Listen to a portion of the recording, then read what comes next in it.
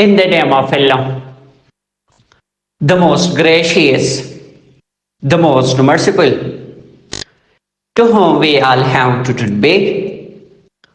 Honorable listeners and respectable audience, you know that we have started a series of linguistics. In linguistics, we commenced the chapter that is known as semiotics.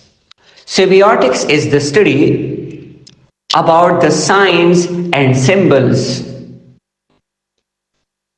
Yesterday, I told you about the difference between signifier and signified. Listeners and audience, today I'm going to teach you zoosemiotics. What is zoosemiotics? What are the examples of zoosemiotics? And what does it tells us? Listeners and audience, zoosemiotics is the study of the communication processes of animals. It deals that how animals they use signs, symbols, and signals to convey their message to other animals and even to human beings as well.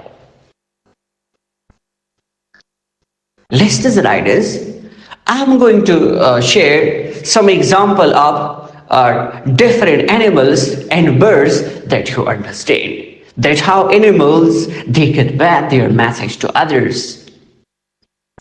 First, let's come to the example of birds. A bird conveys its message to other birds due to its song. For example, a bird uses its song to convey a message to other bird that the bird has its own territory.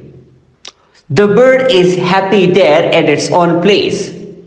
Or from its music, it conveys a message to other birds that you stay away from the bird. It does not allow you to come its territory, nest or place.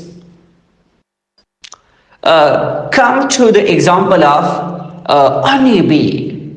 When an honeybee is having a vaging dance, so having a vaging dance, it indicates to another bird that it has found.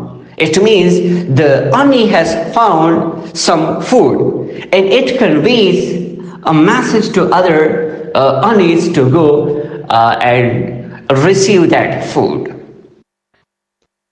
Similarly, if we are talking about our dog, for example, when our dog is having for example, a wagging tail, the wagging tail indicates that it wants friendship with other dogs or even with human beings. But when a dog has a tucked or particularly a tucked tail, so a tucked tail indicates submission and obedience to the master. Listeners and audience, you know, dog is barking, dog is whining, and sometimes growling. It also indicates different message for other dogs and even for human beings as well. For example, when a dog is barking, it is the sign of what? It is the sign of warning for other dogs. It is the sign of threat to human being as well. Similarly, when a dog is whining, this whining indicates that the dog is hungry. It needs food. It expresses its desire to other. And when the dog is whining, it also indicates that the dog is in anxiety or also it is in a pain. And when a dog is, for example, growling, so growling also shows threat.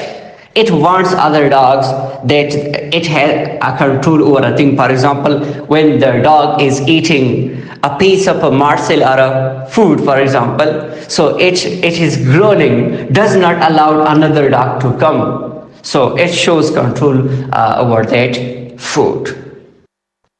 So, listeners and readers, hope that now you know a little bit about zoosemiotic. Thank you.